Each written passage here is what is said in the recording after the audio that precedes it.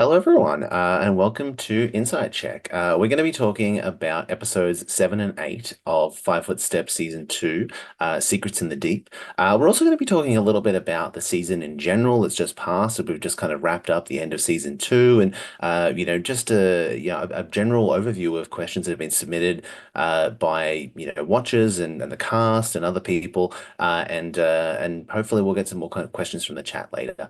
But I'm Brendan. I'm the content producer for the season, but I was also the DM for episodes 7 and 8. And previously in the season, I played Liara. But if I can get the guests that I have with me this evening, the other guests to introduce themselves, can we start with Vic? Hi, my name is Vic, and I played Cav, or as we now know, Cavrala Nestra, Child of Delight. Fantastic. Vaughn? Hi, I'm Siobhan. I played Vanfira Ravane. Uh, yeah, please just call her Van. I think this is maybe the first time I've heard you say the last name out loud. I thought it was Ravan up until this point, but No, I put a little flourish on oh it. yeah, little fancy. Yeah, I'm going to admit now I don't know what any of the little like things over letters mean. I just guess. That's fair. And Mitch. Hi, I'm Mitch. I played Quintus Qualius. Actually, no, his name is just Qual. I lied. I made that up. You all sounded so fancy with your I was fancy like, oh, names. okay, all right. This is we're getting a Well, up lore until drop. this exact moment, I've just been Cav the whole time. Just Yeah. Cav. Fantastic. And unfortunately, Alec couldn't be with us this evening. He had other plans, but he was playing Rezez. And if there's any questions for him, maybe he can put some details in the chat or something. Maybe. Rezez Juniper Snap. Rezez Yeah. Juniper Snap. Yeah, you have to say it with the little pause. It has to be Rezez Juniper Snap with the little accent. Imagine they And need like an actual like finger snap at the end Yeah, as well, right? Like, absolutely. Juniper We also Snap. have Louis with us, who will be dropping in later on in the episode to talk about some of the questions for the crew and so forth. So if you have questions about any of the production of the season or the show in general or anything like that, you have someone to direct those questions towards as well. But let's talk about firstly the episode to give us kind of a bit of a recap because it was a big kind of two-part episode. We saw our adventurers delve into the Underdeep, fight some hideous devourers, meet some drow, meet a little kobold by the name of Dink, go Fucking dink. go on a little travel and do a little bit of a riddle and fight a dragon. But we did have a few questions specifically about the episode, but there'll probably be more stuff come up as we kind of talk about it. Before we get into those, was there anything from the episode that you guys had like questions about or you wanted to bring back up and kind of, talk about that happened during those two episodes? I do. Yeah, Brendan, what the fuck was up with those mushrooms? yeah. they Uh, good. Yeah, so only one of you was brave enough to try a mushroom. So the mushroom thing, if you had made the con save, you would have been able to regain a spell slot up to third level. Hmm. Um, but that's kind of what they do. They're kind of like this supercharged arcane energy. You did say they So were like Red Bull or whatever. yeah, like Magic Red Bull Yeah. kind of thing. So that's kind of what they do. So I made up like a bunch of these little travel encounter things because I didn't know how much like wiggle room time we would need. When I originally wrote the module and I play tested it the first time, I finished that first run of it in about 3 hours, which is usually about how long it takes me to run like a 4 hour module because tend to kind of speed through things. But I knew that we would run things a little bit slower in 5 Foot Step. We have a little bit more kind of talk to each other and for the camera and all that kind of stuff, but also we lose a lot of time in breaks and stuff, so really it's more of like a 2.5 hour episode. But I knew I had two episodes to spread it across, which is like 5 to 6 hours depending on breaks, and I'm like, I don't know if I have enough content to like add in in case I need it. I knew that the second half was always going to be from the puzzle to the boss fight, and then whatever extra time I would try and do like character wrap up stuff. That was always fine. It was just going to be a matter of like I didn't want the first part to finish like an hour and a half in, and Yeah, you but know. what you didn't take into account was that none of us shared any languages, and we spent freaking half the time going back and forth, having the same conversation in language. Yeah, I did also add the dink stuff in like late in the playtest as well. I didn't I put it in after the second playtest, and it hadn't actually been tested up until the point that I ran it on He stream was as well. perfect. It's fine. Yeah, there was also a number of people who did the playtest who were very upset that they didn't get to meet Dink. I'm sorry. Yeah, I mean there was always something I felt like was missing from the Drow encounter. The point of that area in the module was supposed to be a little exploration thing to give you like information about stuff. So the Drow, could fill in some gaps if the players didn't already have information about like who the dragon was and to confirm kind of theories and things like that. They'd be able to ask questions and find out stuff from that. But it was kind of like there wasn't a heap more to it. Like it could be a combat encounter if things go badly, but it wasn't really intended to be necessarily. So I put in after the first playtest like the journal entry that you found with the information to kind of confirm the Gideon stuff and kind of give you a little bit of a kind of foreshadowing towards that.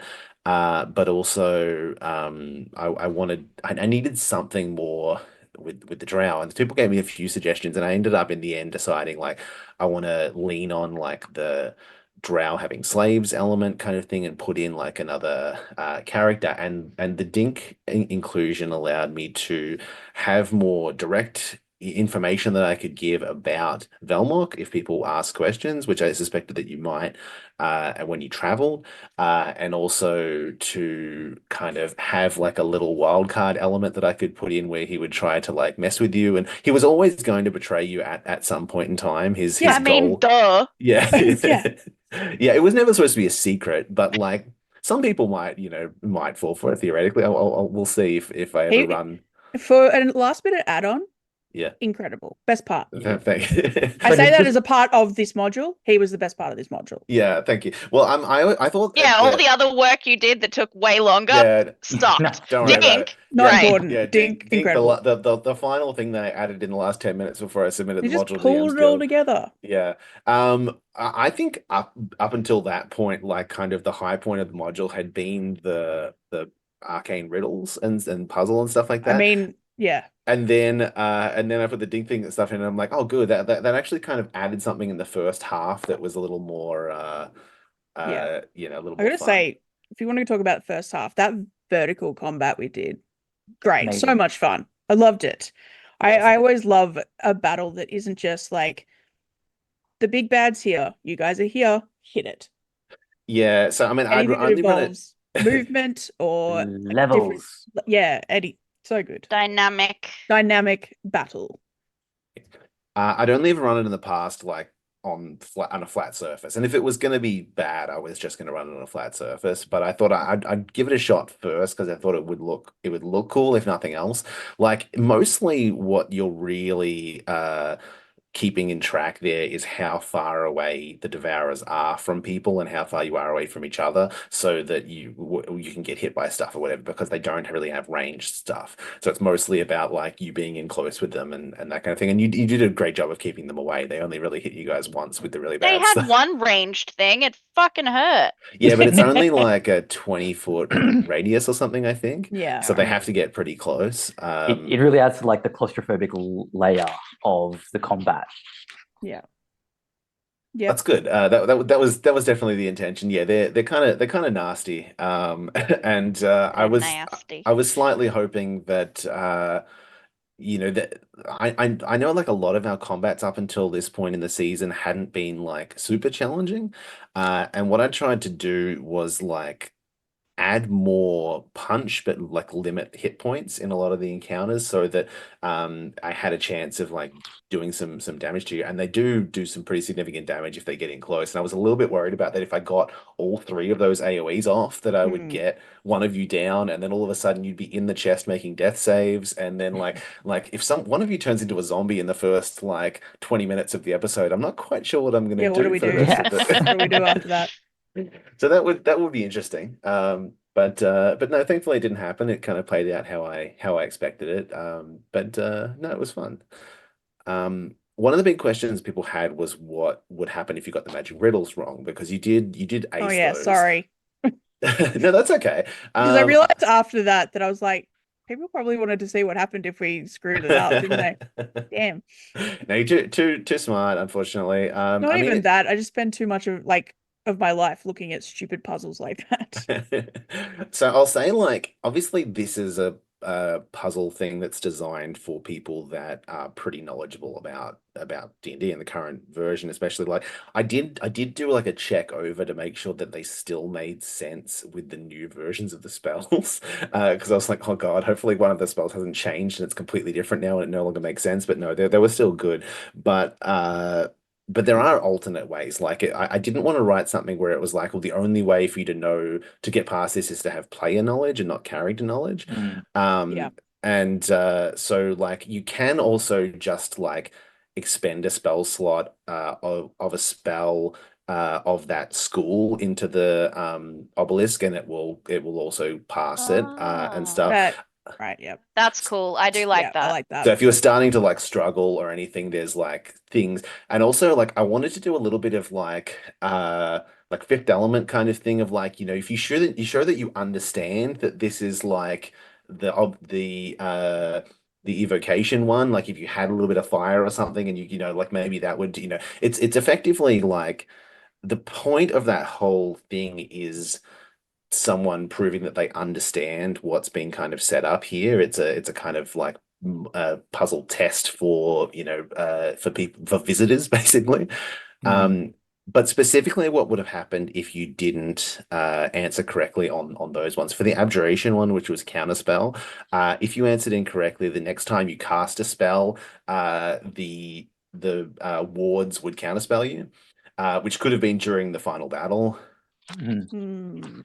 For the Damn. conjuration one, which was find familiar, if you answered it incorrectly, all familiars get dismissed. No!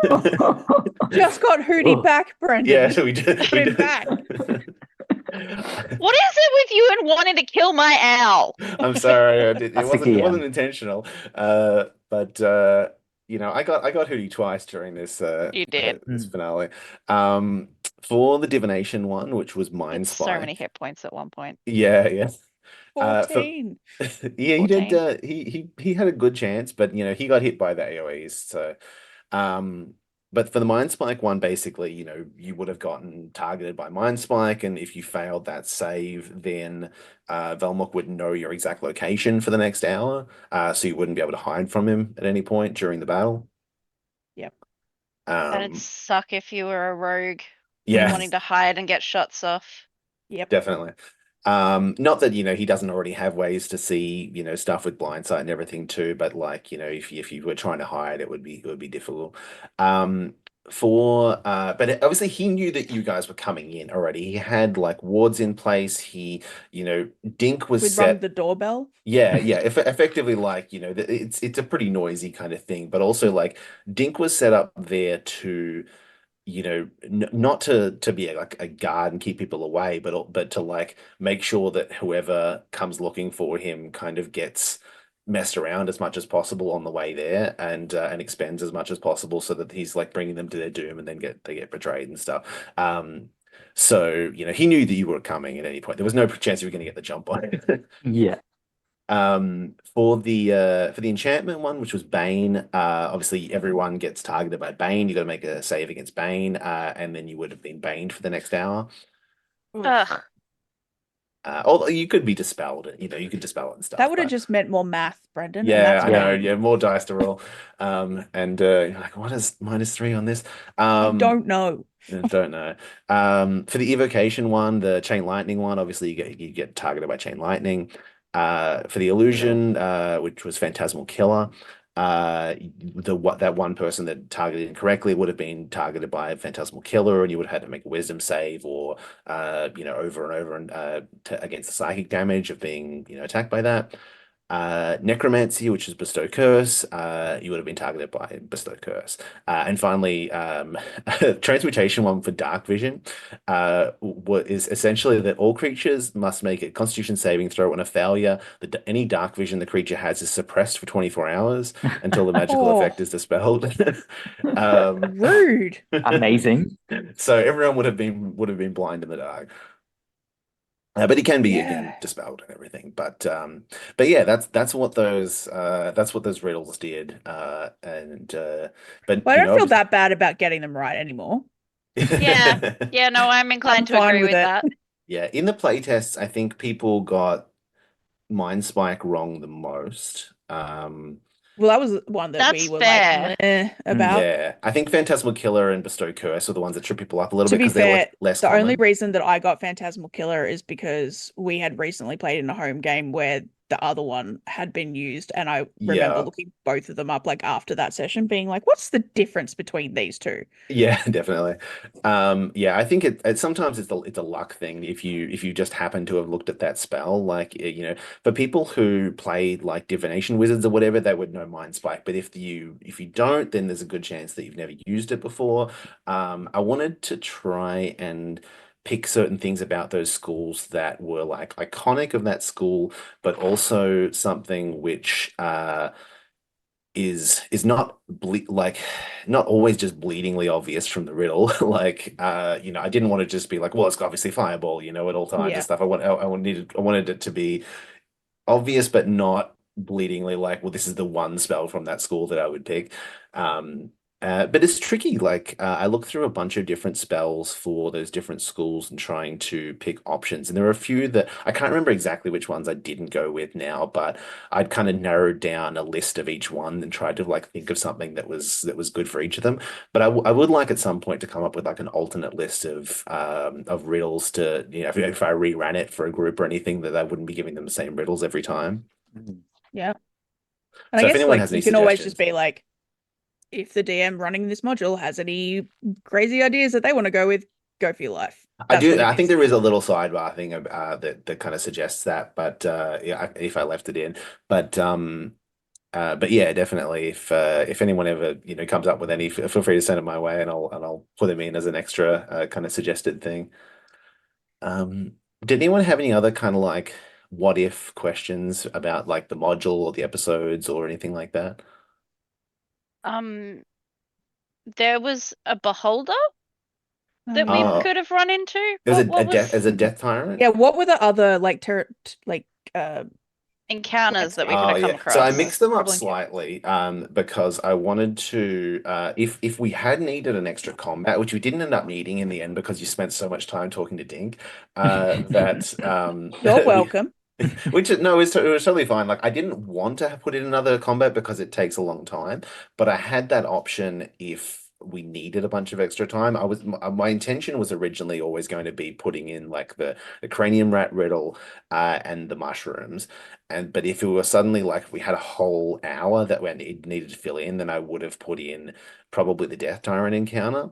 And I was going to kind of mash two of like the 6 random encounters together because I wanted to use one of the things I didn't get to use was these like I made these little I painted these lava river Ooh, things. Nice. And they're actually the Amazing. same set as like the water stuff that we use for some of the other things. And I forgot to actually paint the rocks and stuff on the water stuff before I brought them in, and I never got around to bringing them home and redoing it.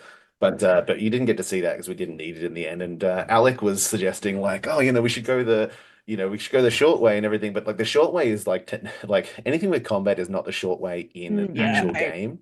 Yeah. And I was trying to like steer away from that in the moment because I didn't need that much time in the in the filler anymore. And I thought you would want to try and avoid combat. And obviously Dink's plan was to bring you the most dangerous way past all of the enemies. So there would have been the Death Tyrant, which basically at one point in time was a beholder, but was affected by nightmares being so close to Velmok's lair and awoke to find itself having like imagined itself as undead, and it's now a death tyrant. That's effectively what death tyrants are. They because beholders can like cause magical things to happen based on their dreams. So Yeah. Velmox, affects nightmares and everything. So it's kind of that's effectively how death tyrants become around.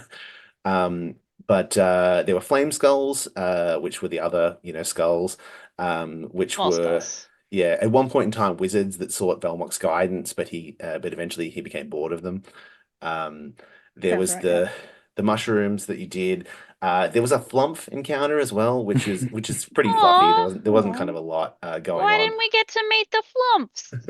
Well, I didn't need it in the end. It was a choice between the cranium rats and the flumps. I choose And flumps. Yeah, I was going to say there's a Every pretty clear. time I choose flumps. Yeah.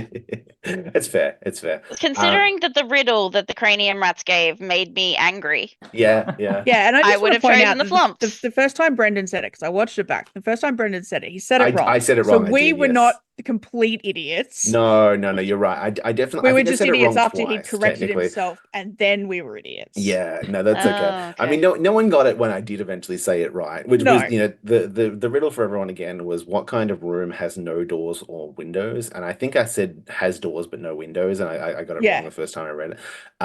But the answer is a mushroom. But I picked that at the end because I was trying to find a point to end the episode on. I was That's trying fair. to, yeah, I was trying to Yeah. find like a punchline to end the episode on, and I wasn't sure how else to do it. Well, I wanted you to kind of find the start of the next part, but not be like, just being like, and you have a pleasant trip and it's fine. Like, So the end point was Dink is the hero. yeah, Hmm. yeah. Pretty much. I mean, it was always going to be tricky to find a good cut point, but in the middle of the episode anyway. That's fair. The other encounter that is the original part where the lava is there's like a fire giant who's like a blacksmith that you can like buy stuff from and things like that. But yeah, effectively, and then you've got to just try and find a way to get like over the lava.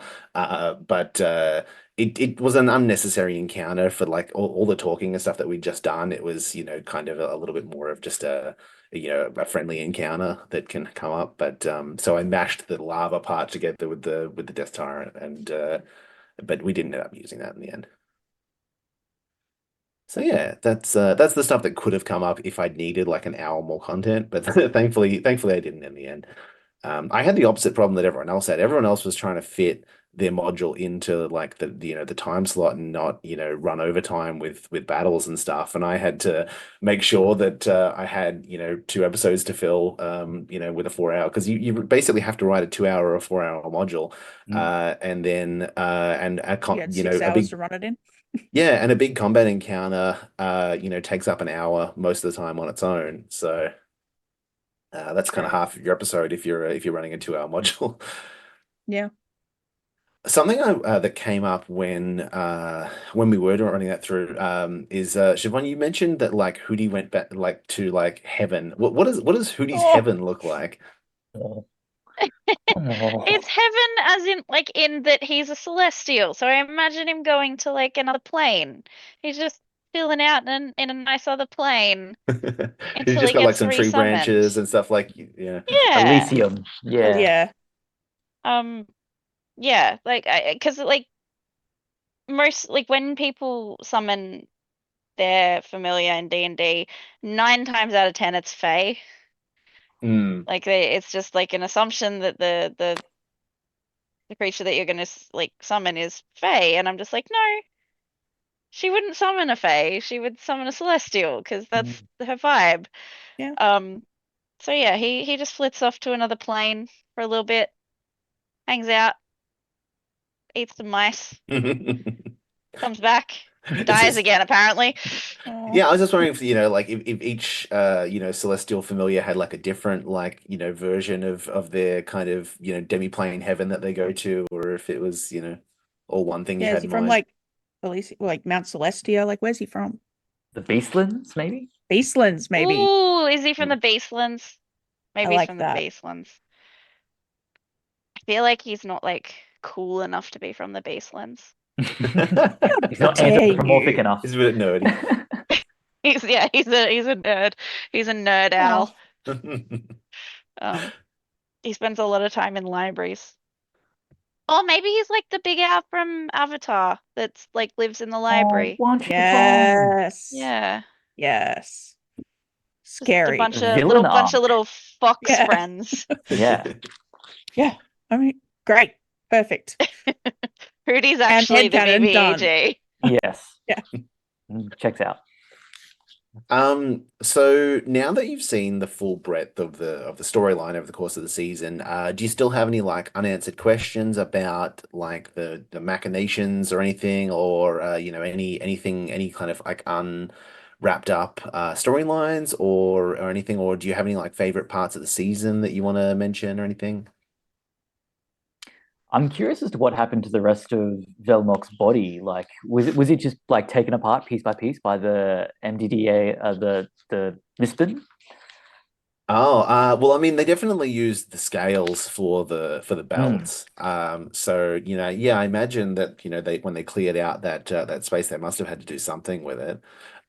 Is there like an influx of dragon kebab meat or something? Yeah, It's maybe. Neverwinter. I'm Don't not quite sure waste a what bit deep of dragon tastes like Yeah. if it's Nah, but cooked. he was an ancient dragon, right? Mm. So that's Be like you gotta tough. slow roast that. That's like Yeah. brisket. You've gotta it's like Yeah. hours and hours and hours. Otherwise it's gonna be way Days too of- tough. Yeah. Yeah. We can never escape Dungeon Meshi. It's No. No, definitely not. Yeah.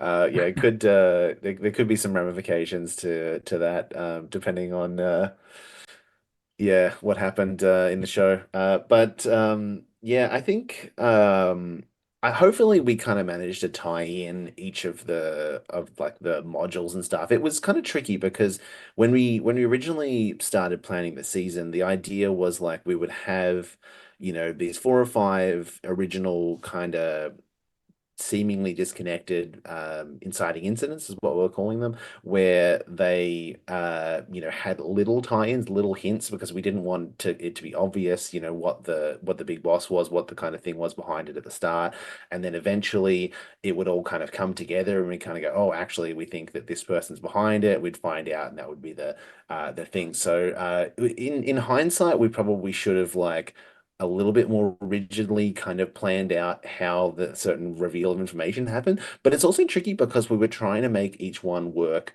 firstly on their own and in any order, which is kind of a tall order to be able to play like 3 and then 1 and then 5 and then at the end like still have it all kind of make sense. So I think structurally, like we did a reasonably good job. It kind of came together relatively well considering. But hopefully like Alec and I did a reasonable job of like making sure that like, oh, okay, I this all made sense to me in the end after you found out like this is how they were all interconnected or whatever. It wasn't like, oh, that was a bit silly. I am But I think- interested. I was just gonna say I am interested about like in Alex. I wish Alec was here to add in Alex module. Like obviously going through all the different areas, you got to meet Mm. like people that had been in other modules. I'm like, what happened to all of them when shit went down at the end? Like, is there all the residents of the village with the mead? Just Yeah, they're it's all a good dead? question. I'm not sure. I'm not sure what the I mean it's left a little bit up to the audience, I guess, to decide kind of what happened when when the house came down and everything. I imagine a lot of people got squished. Oh no. But hopefully not all of them. I think that Alec had the idea of like maybe spinning off some of the ideas into other little one-shot kind of things and stuff of, um like the Mind Flayer colony and other things like that. Whether or not that happens eventually, I'm not too sure. We'll see. We're not quite sure where we're going with all of the content and I stuff think the just yet. consensus in the chat is that they're flat. Yeah, They're all I flat. think yeah, that is the neatest way to wrap it all up, for I'm sure. just imagining just a portal into Munchkin Land in the Land of Oz. Mhm. Yep. Um, well, Louis submitted a question earlier about to all of the DMs. That, includes you as well, Mitch. Were there any unexpected events on your episodes that happened that didn't happen in your playtesting? I don't think so. Not for Mispin, the episode number one, Mispin the musical. I think it was a pretty cut and dry kind of module in the sense that like there was a definitive start and ending in terms of where we were going to end up. Um, so there wasn't really much leeway for the players to go too off the road, too off the rails with it. As And much as we may have wanted to. well, yeah, I mean, you were all players in this. Yeah, I just Yeah. want to go hang out with the two women and their horse Subaru. Yeah. Yeah. Like- Sue and Baru. Yeah. Subaru. Yeah. Visiting from Northcote, of course, or the Thornbury. Yep. Thornbury, yeah. No, I do find it was quite interesting kind of seeing both you and Alec tying in what we were kind of introduced to at the start with where we finished at the end. I think you guys had quite a gigantic order to fill, and I think you did a fantastic job. Awesome. No, that was good. I really enjoyed that. And I think from my perspective, in terms of like my playtesting, obviously I kind of mentioned before that like, Dink was a late edition. So obviously everything, Dink related was like it was unexpected. I didn't know which direction that was going to go and what questions you were going to ask and where that was going to kind of lead. You were the only group that was worried about getting the head through the door, like going back out to the into the castle. So that was into like the through the what did I call it? The big crack in the wall. But I think part of that was I said something about like bring back his head. I don't think that that's necessarily there in the text. I think it's kind of like bring back proof of death. But that's obviously the clearest. We take it literally. Yeah. In the Mispin, where it's in the contract. It Yeah, says we don't get paid if there's Yeah. no head brought back. For any of the other DMs that are in the chat or anything, let us know if there's anything that came up in your episode. I think that I suspect that edgy happened to a couple of different things in terms of Mike's module in episode 2 and episode 3 as well. I think that probably went in a very different direction based on the player. But yeah, let me know if anything else came up for that. That active feat is just beautiful. Yeah. I've never seen it used badly. Not once. So I think that the only other thing that I know was that Ari mentioned about the module that he ran is that when he had run it previously, the people that you fight outside the cave, or that we fought outside the cave, everybody had tried to become become friendly. allies Yeah. with them to go up against the Which monster. I don't understand. Maybe Ari had played them differently, but like as soon as I was like, no way. There was no way. Yeah. I was gonna just that's not in a interesting. million I years. played in the first playtest with Jason, who wrote the module, and we definitely didn't go that way. Like we were pretty adamant. We did that as a non-AL thing. So I actually played Liara in that playtest as like a tune-up thing for the season. She didn't have the accent yet, but she reacted in a similar way. Like Ari definitely played it differently in terms of like the NPCs and the battle and things like that. He changed things around a little bit from that first playtest, which was different in as well. But yeah, we definitely weren't on that guy's side. No. So I'm curious to see how that went. But sometimes you just get like a party with certain kind of ideals based on a character that if someone's like really strongly lawful or something, I guess maybe they've gone a particular way. I think that was the combat, or the combat with the final BBEG in that was probably the combat that I kind of really worked out, where I learned more about Cav, like because Cav didn't do any attacks on that Mm, monster, and I'd really wanted to play her as more of like a chaotic neutral, I guess. But then there was children involved, and I was like, nope, she's good. yeah. That's Yep, she's not gonna try and hurt the mom, and she's gonna do detect thoughts, and she's not gonna attack it. That's just what's happening. That's who she is now. Yeah, I think sometimes that just kind of comes up naturally. You know, you realize in the moment, like, oh, okay, no, actually, that doesn't feel right for them. Mm. Okay. So there was a question from Tessa that I wanted to touch on. I think I've talked about a little bit of it, but she wrote, like Velmok, you put in an incredible amount of work orchestrating this season, and unlike Velmok, pulled it off triumphantly. What are you most proud of? What would you like to try for the next season? The correct answer is Dink, she says. But I think I have a few different angles for this. From like a narrative standpoint, I'm really proud of us like being able to publish and run our first like series of modules, because this was, Mm. you know, something that we talked about after the last season as like, hey, wouldn't it be great if we could try and do this, if we could try and put you know, our own story together and have that to be able to run for the season. And it was never guaranteed that that was going to happen. There was a few that kind of came in late, and we were trying to kind of make sure it was all you know, in time. And you know, for the most part, like we never really kind of worked on a writing project of this scale before. A few of us had done like, you know, little writing projects and stuff, like Stephen and I know it, you know, submitted other things, but as a group, as you know, Melbourne D&D Adventurers League especially, we never really kind of put that together as well. So I'm pretty happy that you know, that all came together as like a coherent story.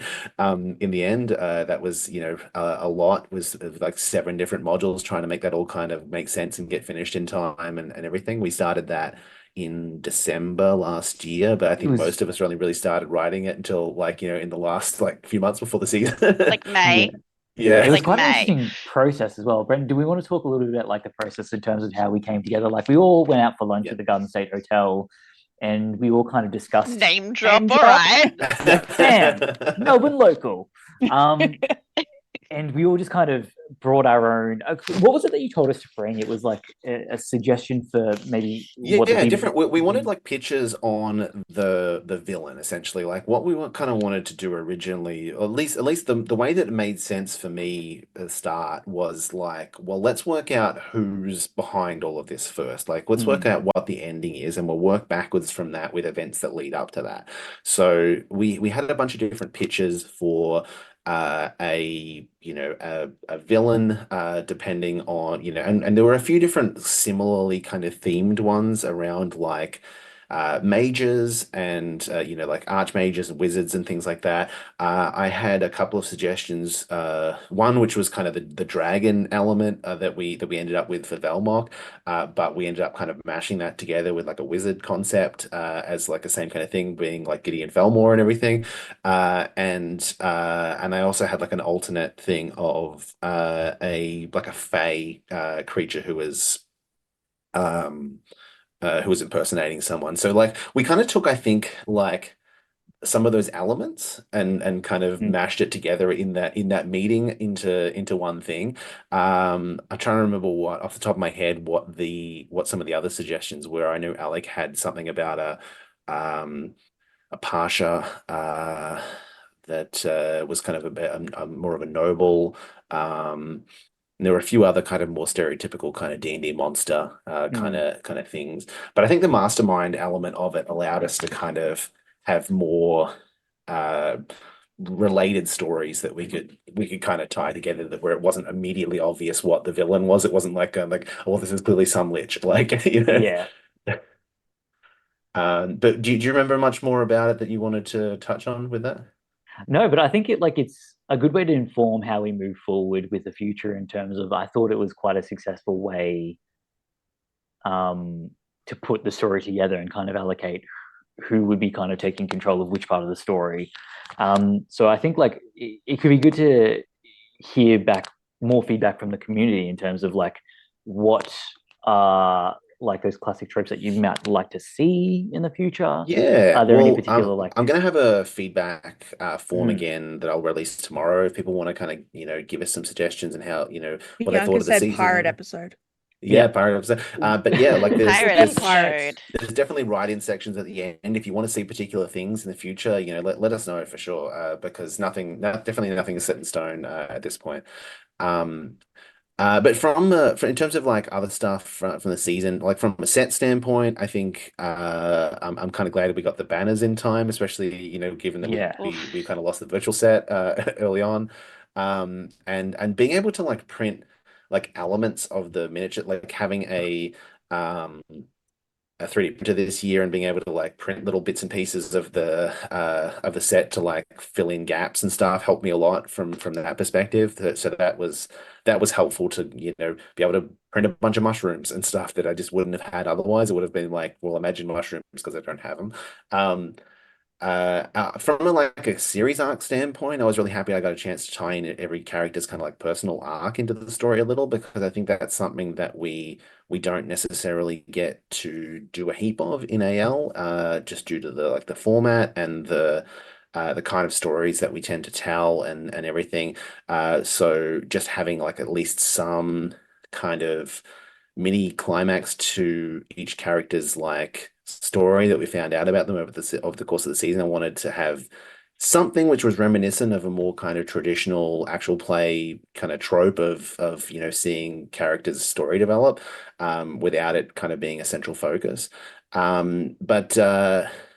But yeah, I don't know. We'll have to think about kind of how because I think that we did well having, this two-part, episode and story. I know it's a little bit trickier to do from like a show perspective, but it did give us a lot more kind of narrative breadth, Yeah. in terms of doing that. Yeah, I think the two-parter thing was great. Mm. Just a little bit more room to breathe, let the characters grow, etc. I Um, really did like the wrap up that every character gave at the Yeah. end. I did too. But I will say that the adventure in the Feywild with like Cav and with Liara. Liara and Cav, I was just like, no, I need to see that. I need to see that. We need to do a little side Side arc, I quest. think. Spin off. Yeah. And also Birdlesque. And I also would very much Birdlesque, like yeah. to see Birdlesque Yeah. come back. Yeah. And perhaps it originated in the Feywilds. I mean, Maybe, go to yeah. the original Birdlesque. Mitch, Yeah. did you come up with a final name? I do like just Gander on its own. Gander. Yeah, I I did do too. like Gander. My It's favorite. got that real voyeur as well as just the Yeah. avian kind of It's nod like- as well. It might be classy. It's not, but it might be. Yeah. It might be. It There's sounds definitely one or two classier acts. yeah, Yeah, I mean, absolutely. It's definitely classier than Pigeonhole. Yeah, It's for just sure. Yeah. A little bit. I have to little bit. admit, Gander was my favorite, but I really did enjoy just the simplicity and beauty of tits. Tits. That'll just be like one of the slogans on the poster. Yeah. Very true. Well, now I have Um, to make that poster. You should I'm gonna do make that. that poster Make now. that poster. No, I did spend I missed a little bit of your your thing, because I just started going through like bird names in my head. I'm just like, well, there's like a swallow, there's a booby, there's There's just so many dirty birds. there's so names. many. It's phenomenal and just peacock. But I imagine like the 5 foot step chicken would probably make an appearance in the Absolutely. I'm sorry that people couldn't find the chicken in the last episode. We put it in. It was near like It was the- hidden in like the boxes and the crates Yeah, it and was stuff. near like Yeah. the treasure. It was kind of near the water and in the map, but there was probably a wall in the way from the camera, so it was going to be difficult for the camera to get it. Someone asked about minis. Actually, Louis asked what was your favorite miniature in the whole season. Maybe it's the chicken, and for me, what was my favorite to like make or source? Like, what do you guys have any like standout miniatures from the season? Well, Yeah, Qual Yeah, was Qual was pretty pretty fantastic. incredible. I mean, I really liked Eldritch as well. Eldritch was yeah. Eldritch is great. Yeah. She was fabulous. My friend Chris painted them for me, so I am very grateful to Chris. They did an incredible job. Yeah. But I was a Um, huge fan of Velmox mini. You Velmox can- you was can call it a mini. It incredible. was massive. It was really just an excuse for me to buy that mini, to be honest, because it wasn't cheap. I really liked it until it kept staring at me for like Yeah. half the battle, and I'm like, it I really don't love does it have that anymore. dead fish eye. You really creepy, did. creepy eyes. Yeah. It has the face of those monsters, the skull crawlers from Kong Skull Mm, Island, which it does. took me like a Mm. minute to be like, oh shit, that's what its face is. But I feel like a lot of people really enjoyed not the whole mini of some creatures, but just like The a butt. lot of the minis this year's had really good butts on them. So many just amazing Kate. butts. Just It's tricky too because why? like often the camera is like facing away from like unless the enemy comes out from my side of the map. If they're coming out from the other side, then you're kind of just seeing the back end of them while you're all facing you either have to see the face of the boss or the characters, and you got to make the choice of one or the other. Unless they're all kind of just facing sideways. Yeah, I it's mean, kind of apparently all of the evil characters had that ass, so you want to Yeah. see the behinds of the characters. that's it. That's it. Um, So great camera work behind the scenes. There were a few that I had in the box that we didn't get to use, depending because they were like for like travel encounters and things that people didn't choose to use. That I made these little like gelatinous cubes, and if you can kind of see that they're like Yes. semi-transparent and Hey. everything. Yes, That Nice. they're we didn't great. You can just put them on top. Yeah, that we didn't necessarily get to use. But there was a T-Rex for Mike's module that was from last season that we didn't use. But there were a few. There were a lot honestly from Broken There was a Stronghold. T-Rex in Mike's module. Well, it's like a travel thing if you could come across Oh, it okay. in the I was gonna say when. yeah, in the forest or whatever. But yeah, like I had to paint a lot of the ones from Mike's thing because like a lot of those like orcs and mind flayers and all those kind of things there were like very specific things.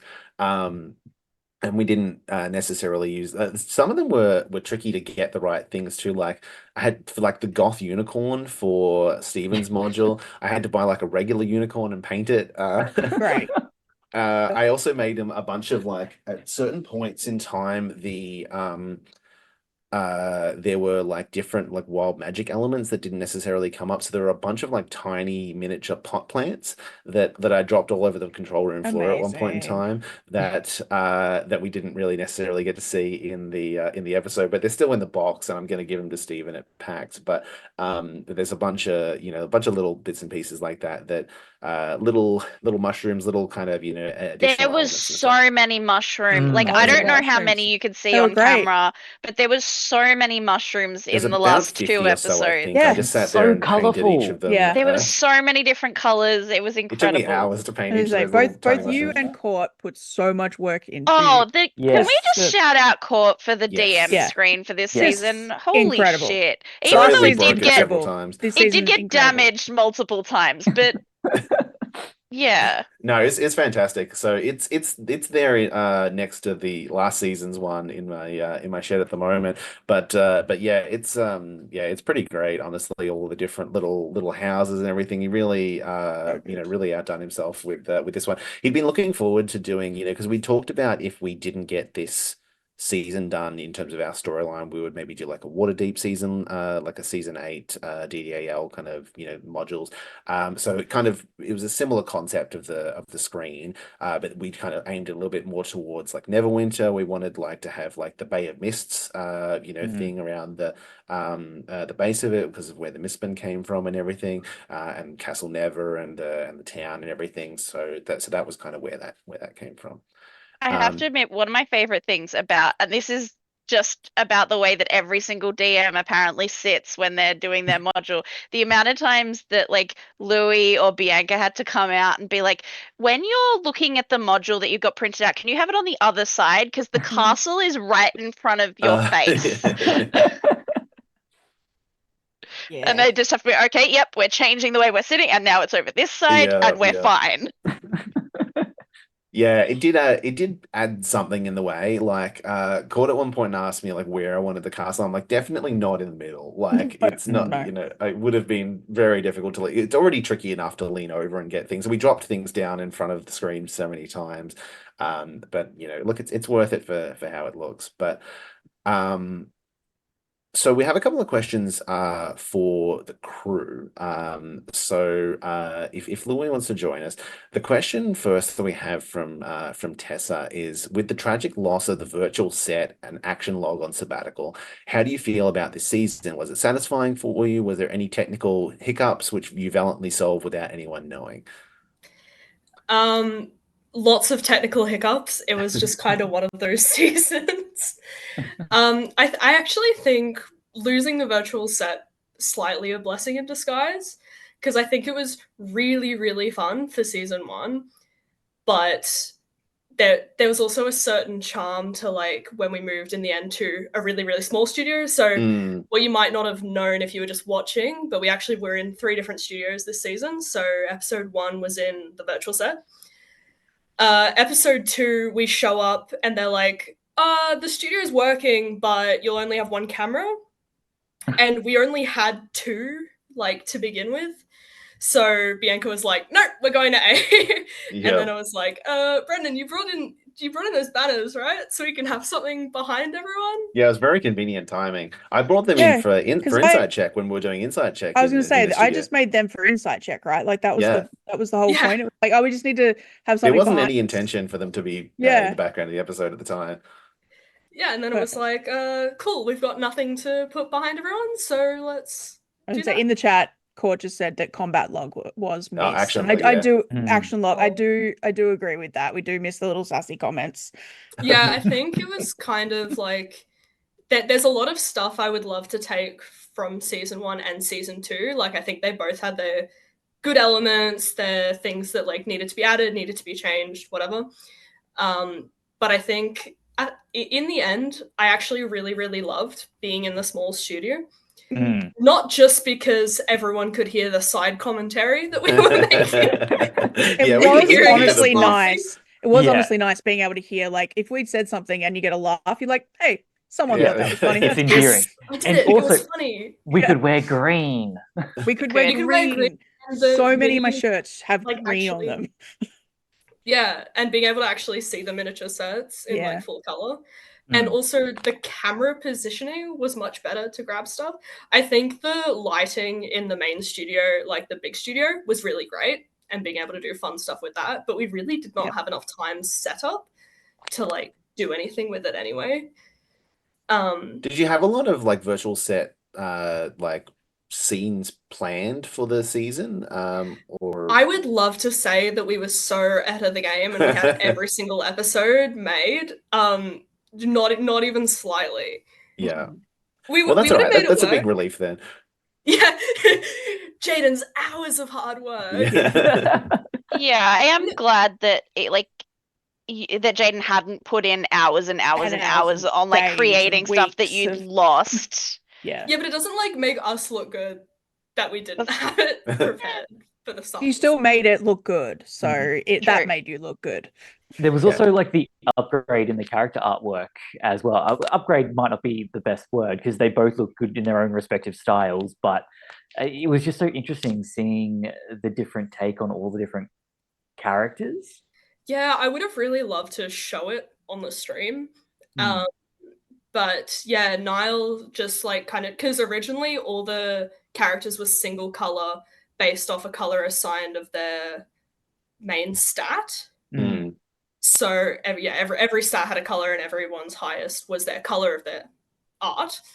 And then this season, it's a whole thing to do with the accuracy of the color palette of whatever thing Niles decided that we're doing. And this one had a lot more colors to work with. So it was like, cool, we're having colored means. And I think they looked awesome. I wish we could have them on the stream more, but life. Yeah. And then, I've got a series of behind the scenes stories, but I think the really interesting one was episode 1, where it was like, cool, we're going to YouTube. Yeah. Oh, fuck. I forgot about that. And we thought that we got banned. Like, we thought the account had been banned from Twitch after just getting affiliated. And it's like, no, you can't go live. Well, we did have a question from #1 Birdlesque fan about any crazy behind-the-scenes stories. What were you crawling around on the floor? Oh my God! Last episode? There's a section of the last episode that Siobhan and I probably look very distracted at one point looking around because Louis is literally crawling around our feet trying to get. He There's a watched. video of this, so I'm gonna post that tonight. Because you could see me crawling on the floor. Okay, so the first one, because I crawled on the floor twice.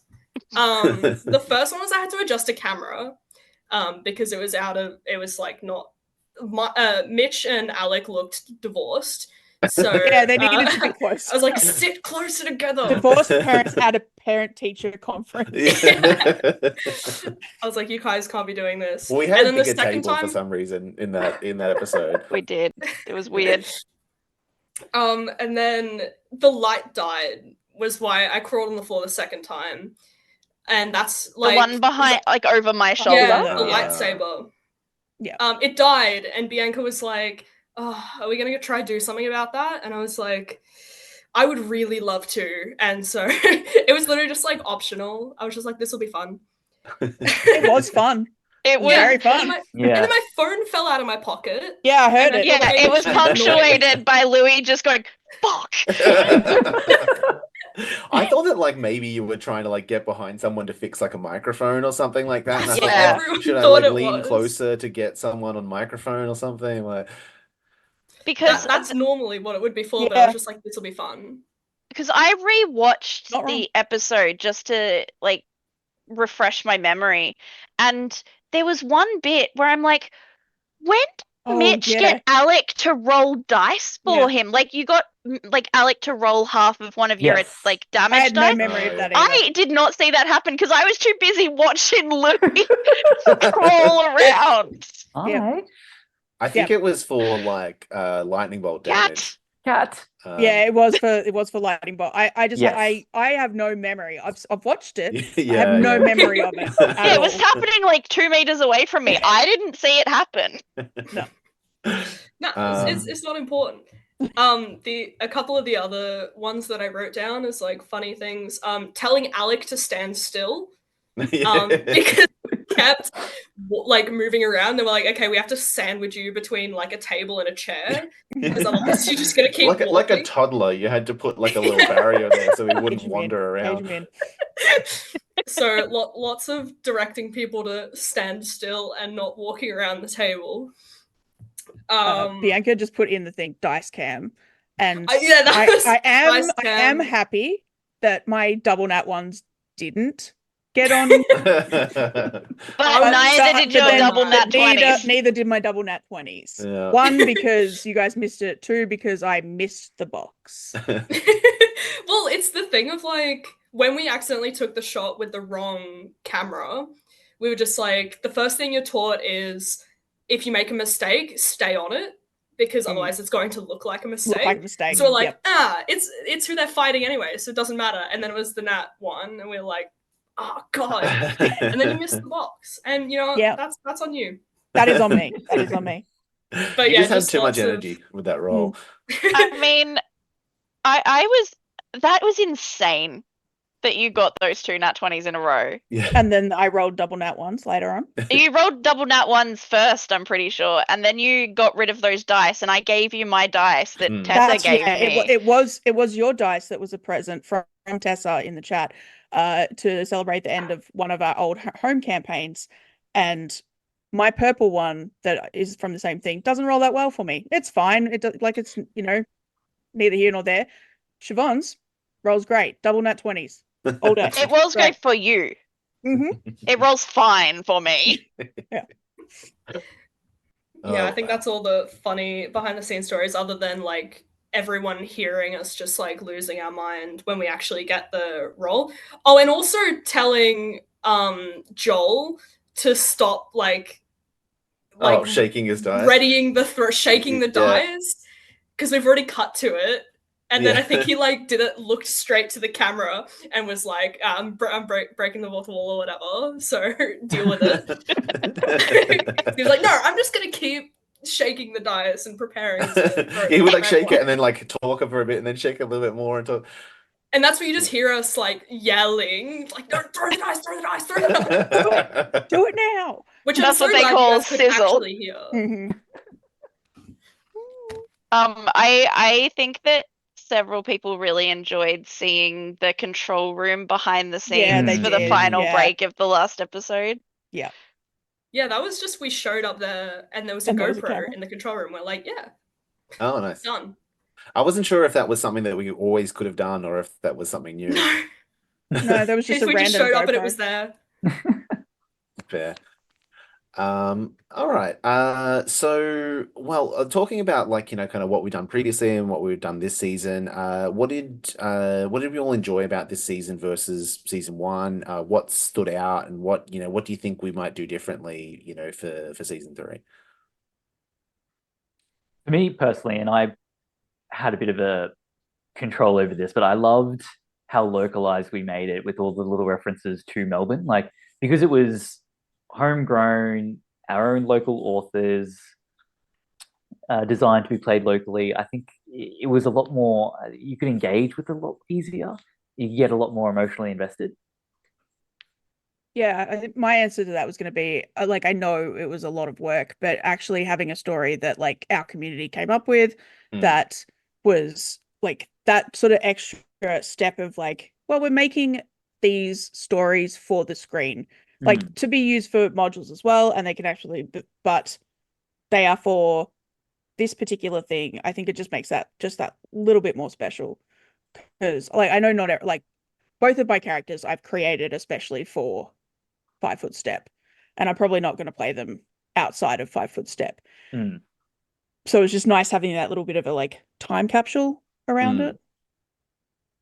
Yeah, I'd still like to I don't want to cordon off people's maybe at some point in time we'll come back and we'll do like a one shot sometime with past characters or something like that, but it's nice that we have that kind of story that they all got to share, even if each one was kind of different in its own way. It had that kind of homegrown element to it that was really good. Do you have any kind of we talked about in the chat pirates and so forth, like if we were to go and do another story, is there anything personally from your perspective that you'd really like to explore as a theme? Well, see, what I would want you can't do because Adventures League won't let you do it, but I'd love to actually go the Feywild. Well, I you love have the to start Feywild. the adventure in the Forgotten Realms and then go to the Feywild. We kind of missed our chance for the Feywild. Like we would have had to have written it a couple seasons back when Wild Beyond the Witchlight was around. But Yeah. you can technically do adventures where you start in the Forgotten Realms and then go to the Feywild, but it's not very practical for a whole season. I don't think it's feasible to do a season set there, but I love Waterdeep. Yeah, I Waterdeep do is one of my too. favorite places in the Forgotten Realms. And like I think that I know it's partially that's kind your fault. yeah, You I definitely think that could do is something set there. your fault, Brendan, because the first ever like campaign thing that I played was, Dragon Heist with you as the DM. And like it's just like Waterdeep, I love it because I know it's kind of boring to say, oh yeah, there's a city in this fantasy world that I really love, but it's such a large city and there's so much going on. there's so much going on. There's aspects of so many different like types of life within the Forgotten Realms in that city. And like I was just like I could spend hours in that It has a that lot of as a character. world. It really does. Yeah, it does. There's a lot of depth to it. There's a lot of like they give you in the back of that book like a big chunk of like a whole chapter or two of like the history of the city, the holidays of the city, the various different things. There's a lot of like supplemental content and stuff that So many holidays. there's so many holidays. So It's a many bizarre amount of holidays. holidays. And They all have the like a different public city holiday itself every is like an 5 NPC. days. Yeah, the bureaucracy of it is fun. Like there's a bunch of guilds and stuff, and it's like it's silly, but like there's there's a guild for everything, and there's this structure and stuff to it and everything. No, Waterdeep would definitely be a fun thing to do. I would definitely would want us to write our own kind of storyline rather than just doing season 8 because I don't think season 8 is fantastic. Well, But I think that's the thing about Waterdeep. It's so big that you could, and it wouldn't oh yeah. like it wouldn't impact on any canon, Forgotten No. Realms events that are in there. Because like it's such a lot, like all the different. You could set an entire adventure around one of the wards within Waterdeep, and it's just like insane. I really do like that as a world to play in. Next thing we know, the black staff is actually a dragon. Who'd have thought? Oh, Well, we did like part of the reason I like Neverwinter is that it has like a little bit less written on it recently that you could explore. But we didn't really set that much in Neverwinter. There was only a couple of our episodes that actually kind of take place in Neverwinter, and even then, to a relatively limited extent. But so there's definitely a lot surrounding Waterdeep and other things that you could do too as well, for sure. Well, as we kind of start to bring this insight check to a close, is there anything finally that you guys want to talk about or say before we start to wrap it up? I think I just want to say thank you to the crew for doing an amazing, such an incredible job. absolutely. Always making us feel like all we had to do was just turn up and play a game, and that's very fun. Just so good at their jobs, so good. Yes. And Yeah, thank you to all the big thanks to all DMs, so many thank you to people all the that rest of don't the get cast. don't appear on screen and no one would necessarily know about, but do amazing work every week. Absolutely. Yeah, Um, having like people doing their jobs that are very capable, and like you have like a question, like, yeah, I know the answer to that straight away. You're Yeah. like, great, I love this, thank you. Yeah, definitely. It's it's a big help for sure to turn up and feel like, oh, they've got all that under control. I don't have to worry about the stream and the cameras, all of this, that kind of thing. And I try to get ahead of stuff with like building everything out for the season so that I can just turn up and not think about the kind of stuff as well, apart from just setting it up. It's much more relaxing to be able to sit down and go, all right, I just get to play now because everything's set up. Yeah, So actually, that's shout out to you as well, Brendan. Yeah, You did a Yes. lot Brendan, of work. so much Yes. work, so much work. thanks. It's the proverbial like herding of cats. Oh yeah, that too. Yes. Yeah, there's a little bit like I think this season was definitely easier for me than last season in terms of that because I feel like I had a bit of a template of like how to to organize stuff and, Herd and the a lot of cats, a yeah. lot of it was just running it back again. But then I added on top of it trying to organize managing an entire writing project and then mapping all that kind of stuff and doing that kind of thing and adding to it. So I can never make it easy for myself. So but yeah, big props absolutely to all the producing team to director Bianca to everyone on the cameras and in the booth and everything like that. We definitely couldn't do it without you. So thanks so much. Literally. Yeah, absolutely. I hope you all enjoyed the season. Thanks for joining us, and we hope we'll see you again soon. We will be putting out a survey tomorrow. If you want to give us some feedback on the season, any suggestions, anything that you have, feel free to fill out as little or as much of it as you want to. You definitely don't have to go through all the pages and fill out everything.